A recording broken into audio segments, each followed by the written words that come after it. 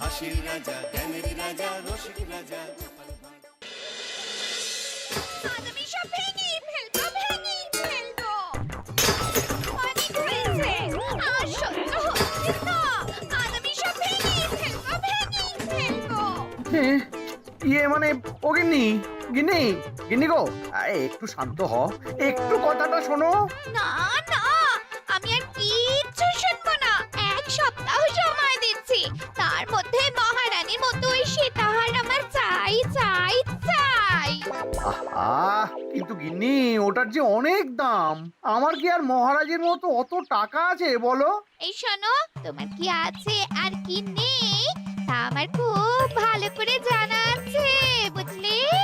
কিন্তু গিন্নি, একটা কথা কান খুলে শুনে রাখো, এবারে যদি তুমি ওই সীতাহার আমাকে গড়িয়ে না দাও, আমি তাহলে চিরদিনের মতো বাপের বাড়ি চলে যাব। এই আমি বলে দিলাম। আচ্ছা ফাঁপড়ে পড়লাম আমি, কি যে করি। দূর, আর ভালো লাগে না।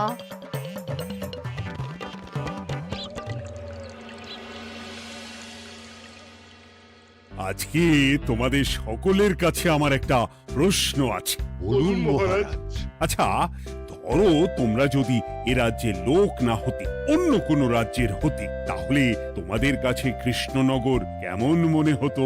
মহারাজ, এক কথায় বলতে গেলে সমৃদ্ধ শক্তিশালী রাজ্য। বেশ, তা হঠাৎ এমন প্রশ্ন মহারাজ? আসলে বেশ কিছুদিন ধরেই আমি একটা কথা ভাবছিলাম। ঈশ্বরের দয়ায় আমাদের সবই আছে, তবু রাজ্যকে আরো শক্তিশালী ও অন্যান্য রাজ্যের সাথে সুসম্পর্ক বজায় রাখা একটা রাজধর্মে পড়ে। ঠিক বলেছে। ঠিক বলেছেন। বলি, তুমি কি এসব কথা কখনো ভাবো মন্ত্রী?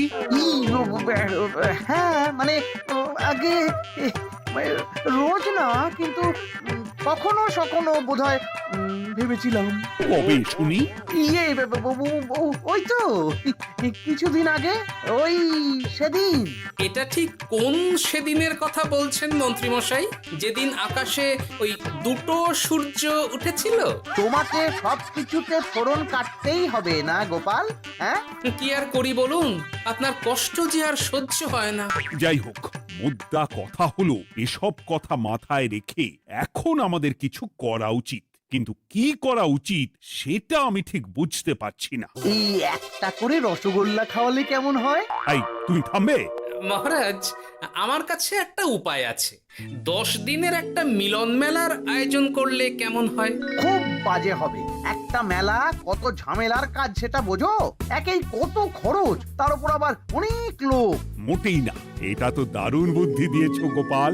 এমন কিছুই তো চাইছিলাম। দূর, আর সবকিছুই আমার বিপক্ষে মনে হয়। দিনটাই খারাপ, আমি বরং চুপই থাকি। তাহলে সবাই শোনো, 1 সপ্তাহ পর কৃষ্ণনগর এক বিরাট বড় মিলন মেলার আয়োজন করছে, আর তার জন্য লোকজনকে নিমন্ত্রণ করার কাজ দেখবে গোপাল। যথাজ্ঞা মহারাজ। আর মন্ত্রী, ভালো করে শুনে রাখো, মেলা প্রাঙ্গণ সাজানো, ঠিকঠাক নিরাপত্তা, এসব তোমার দায়িত্ব। আচ্ছা, কিন্তু বলছিলাম যে সবকিছু ভালো করে করতে গেলে খরচও তো। ওসব নিয়ে তোমাকে চিন্তা করতে হবে না। যত খরচই হোক আমাকে বলো, আমি দেব। আরে বাস, তো দারুণ ব্যাপার। এই ফাঁকে যদি কিছু আমারও লাভ হয়ে যায়, তাহলে গিন্নির গলার হারটার কিছু একটা করতে পারবো। বেশ, তাহলে প্রত্যেকে নিজেদের কাজ শুরু করে দাও।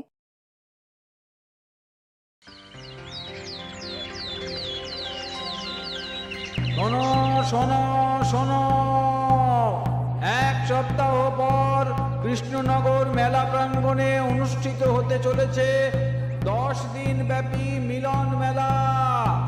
সকল গ্রামবাসীকে এই মেলায় আসার জন্য আমন্ত্রণ জানানো হচ্ছে। শোনো শোনো শোনো।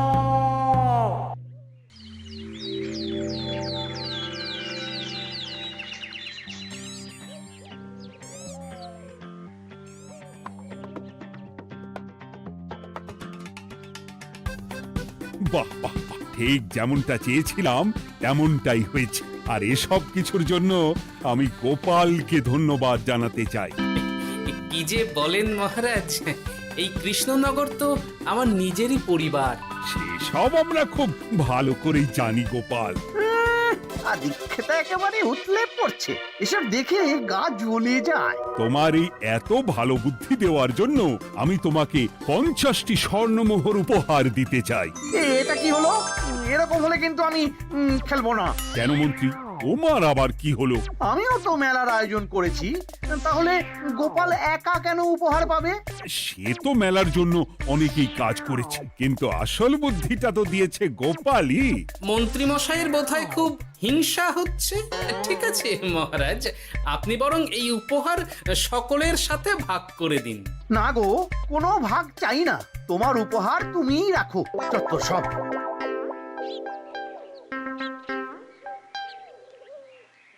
আমার কি এত খারাপ দিন এসেছে নাকি যে আমাকে গোপালের থেকে পুরস্কার নিতে হবে? অনেক হয়েছে। না না না, এবার আমাকেই কিছু ভাবতে হবে মনে হচ্ছে।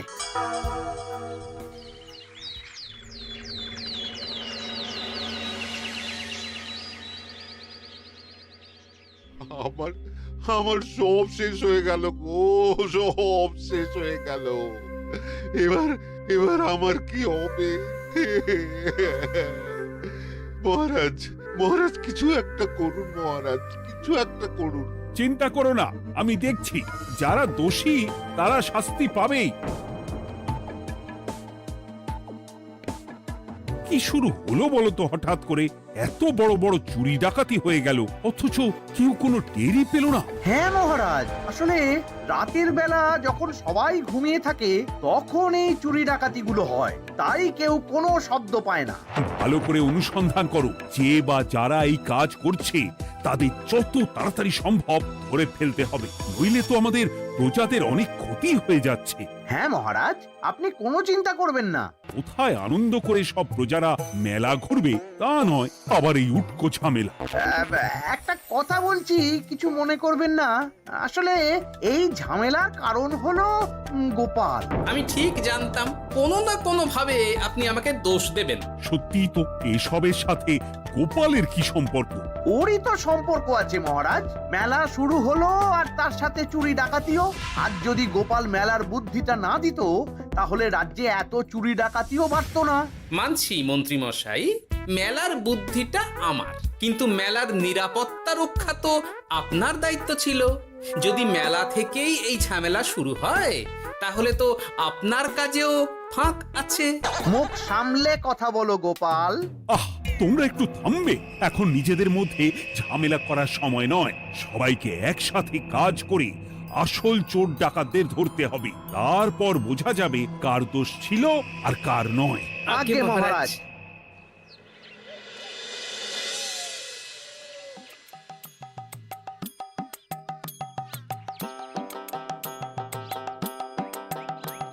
এই তো তুমি এসে গেছো। তাড়াতাড়ি মুখ হাত ধুয়ে বসো, তোমার জন্য একটা জিনিস এনেছি। বলো কি জিনিস? আরে আরে একটু অপেক্ষা করোই না, আমি আনছি। হ্যাঁ বেশ, আনো তাহলে। এই নাও, খাও। মিষ্টি দই। হ্যাঁ গো, খেয়ে দেখো তো কেমন। দারুণ সুন্দর স্বাদ তো গিন্নি।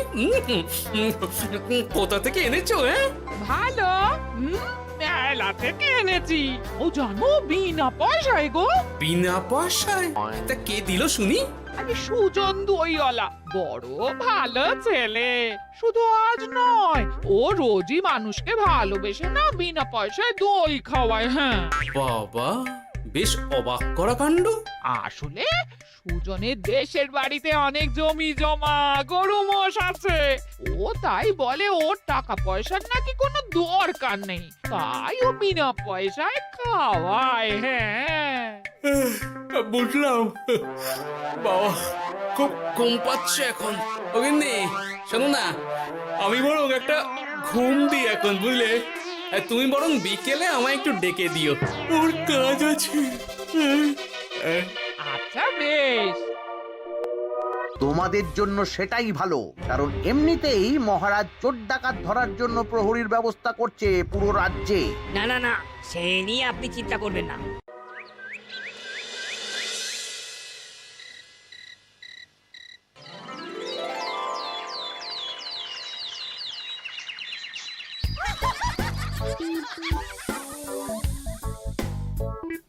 কই গো, ওরে আর কতক্ষণ ঘুমোবে?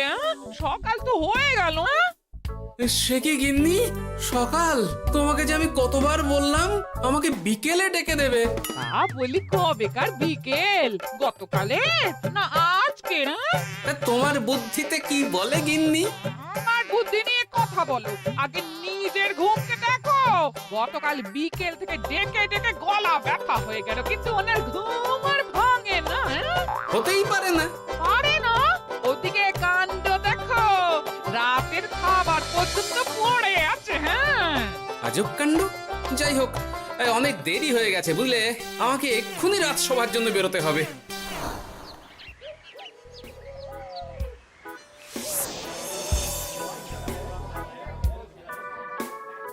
বাবা, এত ভিড় কি আছে এখানে? একটু কাছে গিয়ে দেখি তো। সত্যি সত্যি ভাই সুজন, তোমার হাতে জাদু আছে। এত সুন্দর মিষ্টি দই, এ স্বাদ ভোলার নয় ভাই। আচ্ছা, তাহলে এই হলো সুজন দইওয়ালা। ভালো মিষ্টি দই আছে, নেবে নাকি গো? পয়সা লাগবে না। জানি তো, সত্যি দারুণ স্বাদ এই দইয়ের। আমি খেয়েছি তো। তবে আজ নেব না গো, কাল এসে নিয়ে যাব। আচ্ছা আচ্ছা আচ্ছা।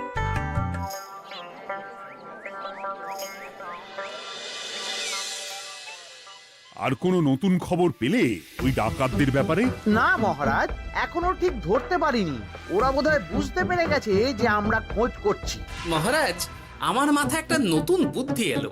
রাতের বেলা করে সব বাড়িতে পাহারা দেওয়া শুরু করলে কেমন হয়? সব চুরি তো রাতেই হচ্ছে। আরে, এ তো দারুণ বুদ্ধি। কিন্তু মহারাজ, আমাদের রাজ্যের প্রহরীরা রাতের বেলা কি করে পাহারা দেবে? কেন কেন, কি সমস্যা? অনেক সমস্যা আছে। তাদের শরীর খারাপ হতে পারে, তার চেয়েও বড়, রাত জেগে থাকলে দিনে তারা সকলে ঘুমোবে, তখন পুরোটাই বেকার হবে। কিচ্ছু বেকার হবে না মন্ত্রী মশাই, আমাদের প্রচুর সেনা আছে, তাদের সকলকে দায়িত্ব ভাগ করে দিলেই হয়ে যাবে। তুমি বেশি বোঝো। গোপাল তো কিছু ভুল বলেনি মন্ত্রী, আমরা পাহারা বাড়াবো। আমি আজই সব সেনাদের সাথে কথা বলছি। সেনাপতি, তুমিও এই ব্যাপারটা একটু দেখো। যথাজ্ঞা মহারাজ।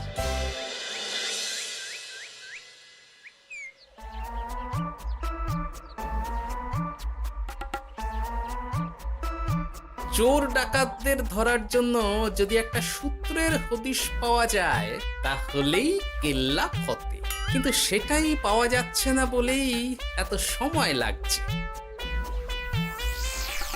আরে, ওটা মন্ত্রী মশাই মনে হচ্ছে না? আড়ালে দাঁড়িয়ে এরকম কার সাথে কথা বলছে? এবার আমি যা বলছি ভালো করে শোনো। আজ রাতে মেলার পিছনের দিকে যে মাঠটা আছে সেখানে চলে এসো। বাকি কথা ওখানেই হবে। এই জায়গা নিরাপদ নয়। বেশ রহস্যজনক ব্যাপার। মেলার পিছনের মাঠ বলল না?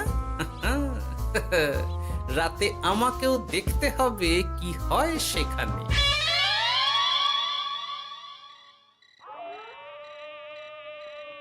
উফ, কি মশা রে বাবা! কখন থেকে দাঁড়িয়ে আছি, মন্ত্রী মশাইয়ের পাত্তা নেই কেন?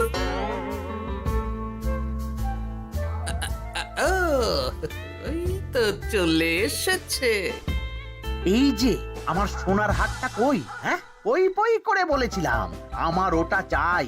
আগে কি আর বলি বলুন তো, ওই হারটা আমাদের দলের প্রধানের খুব পছন্দ হয়ে গেছে, তাই কোনোভাবেই ওটা দিতে পারলাম না। কি এত বড় সাহস! আমার বলার পরেও তুমি এরকম করলে? বড় ভুল হয়ে গেছে মন্ত্রী মশাই, এবারের মতন ক্ষমা করে দিন, আর হবে না, এই কথা দিচ্ছি। তোমাদের জন্য সেটাই ভালো, কারণ এমনিতেই মহারাজ চোর ডাকাত ধরার জন্য প্রহরীর ব্যবস্থা করছে পুরো রাজ্যে। না না না, সে নিয়ে আপনি চিন্তা করবেন না, আমাদের ধরা পড়ার কোনো সুযোগই নেই। কারণ যে পরিমাণ ওষুধ আমি আমার দইতে মিশিয়ে দিই, সেটা একবার যে খাবে মরার মতন ঘুমোবে। বাহ বাহ বাহ, সে তো খুব ভালো। করো করো। তার কোনো নতুন খবর পেলে? মেলা তো শেষের দিকে। হ্যাঁ, পেয়েছি। পাশের গ্রামে বলরাম নামে এক বড় মহাজন আছে। পরশু তার মেয়ের বিশাল ধুমধাম করে বিয়ে। শেষ একটা বড় দান মারতে পারলেই আপনার আমার দুজনেরই শান্তি। আচ্ছা, এই ব্যাপার তাহলে। এসব কিছুর পেছনে মন্ত্রী জড়িত। এইবার বুঝতে পারছি কেন রাতের পাহারাতে ওনার এত আপত্তি ছিল। কিন্তু ওই লোকটা কে? ঠিক আছে, এখন যাও, একটু সাবধানে কাজ করো আর আমার পাওনাটা ঠিকঠাক দিও, কেমন? সে কি সুজন দইওয়ালা? এবার আমার কাছে পুরো ব্যাপারটা পরিষ্কার হয়ে গেছে। না, কালই মহারাজকে সব জানাতে হবে, আর এদের হাতে নাতে ধরার জন্য একটা উপায় ভাবতে হবে।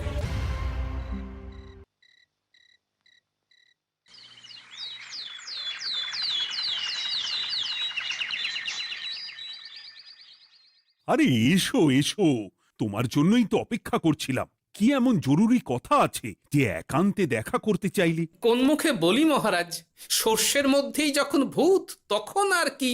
মানে একটু খুলে বলো তো, কি হয়েছে? আমাদের রাজ্যের এই এত বড় বড় চুরি ডাকাতির পিছনে কারা আছে সেটা আমি জানতে পেরে গেছি মহারাজ। হ্যাঁ, এ তো দারুণ খবর। তাহলে আমরা এখানে কি করছি? এখনই তাদেরকে গিয়ে বন্দি করি? না মহারাজ, আমাদের হাতে কোনো প্রমাণ নেই, তাই ওইভাবে বন্দি করতে পারবেন না। কেন বলো তো, কারা আছে পেছনে? সেটা আপনি নিজের চোখেই দেখে নেবেন পরে। তবে এটা জানিয়ে রাখি, আমাদের মন্ত্রী মশাইও যুক্ত আছেন। কি? আমাদের মন্ত্রী? এত বড় বিশ্বাসঘাতকতা! আমি এখনই নিজের হাতে ওকে বন্দি করতে চাই। না না না না মহারাজ, সেটা করলে বাকি ডাকাতদের ধরতেই পারবেন না। তাহলে উপায়? আমি জানতে পেরেছি এই ডাকাতদের পরের নিশানা হলো পাশের গ্রামের বলরাম মহাজনের বাড়ি। বলরাম মহাজন? কাল তোর মেয়ের বিয়ে, আমাদেরও তো নিমন্ত্রণ আছে সেখানে। তাহলে তো আরোই সোনায় সোহাগা। শুনুন মহারাজ, আমার মাথায় দারুণ এক বুদ্ধি এসেছে।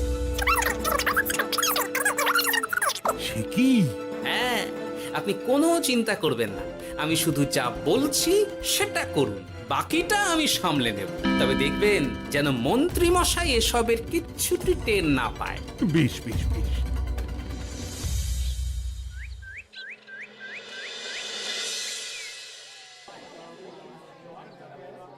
আর তো কিছুক্ষণ, এরপরেই তো সন্ধে নামবে। তোমার সবকিছু তৈরি তো? হ্যাঁ মহারাজ। আরে, মহারাজ আর গোপাল কানে কানে এত কি কথা বলছে? আমাকেও জানতে হবে সেটা। ওই যে আসছে মরকটটা, আমার আর ওকে এক মুহূর্ত সহ্য হচ্ছে না। মনে হচ্ছে গুদুম গুদুম করে ওর মাথায় গাঁটটা মারি। শান্ত হন মহারাজ, দয়া করে শান্ত হন আর একটুখানি। তারপর আপনি মন্ত্রী মশাইয়ের সাথে যা ইচ্ছে করবেন। ওর আমি বরং অন্যদিকে যাই, মুখ দেখলেই আমার মাথাটা গরম হয়ে যাচ্ছে। সেই ভালো। কি হলো ব্যাপারটা? যাই হোক, আর তো কিছুক্ষণ, তারপর আমার বিশাল লাভ হবে। বরং ততক্ষণ আমি পেট পুজো করি।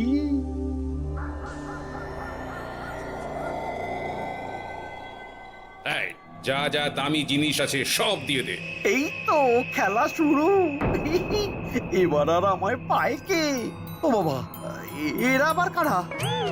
সত্যি গোপাল দারুণ চাল চেলেছে। এই তোমরা এখানে কি করতে এসেছো? কেন, তোমরা যা করতে এসেছো? ডাকাতি? এমন তো কোনো কথা ছিল না। কার দলের লোক তোমরা? মন্ত্রী মশাইয়ের দলের লোক। এই রে, কি বলছে সব? কোথায় কোথায়?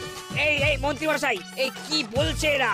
আপনি দু নৌকোয় পা দিয়ে চলছে, আমরা থাকতে আপনি আরো এক ডাকাতের দলের লোককে ডেকেছেন। কি মন্ত্রী? শেষে কিনা তুমি? খেয়েছে রে, আর বোধহয় বাঁচতে পারবো না। কই, চুপ কেন?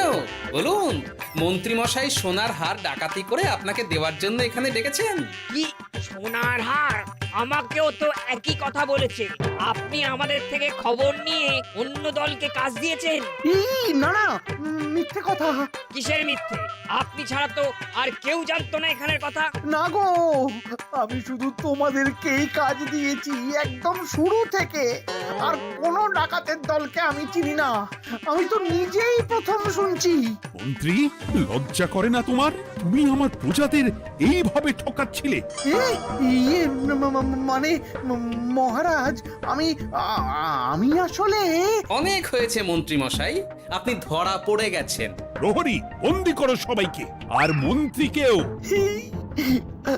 আমাকে ক্ষমা করে দিন মহারাজ, আমি ইচ্ছা করে এটা করিনি। আসলে আমার গিন্নি কদিন ধরেই মহারানীর সীতাহারের মতো দেখতে হার বায়না করেছে। তার জন্য তুমি নিজেদের লোকেদের থেকেই চুরি করবে?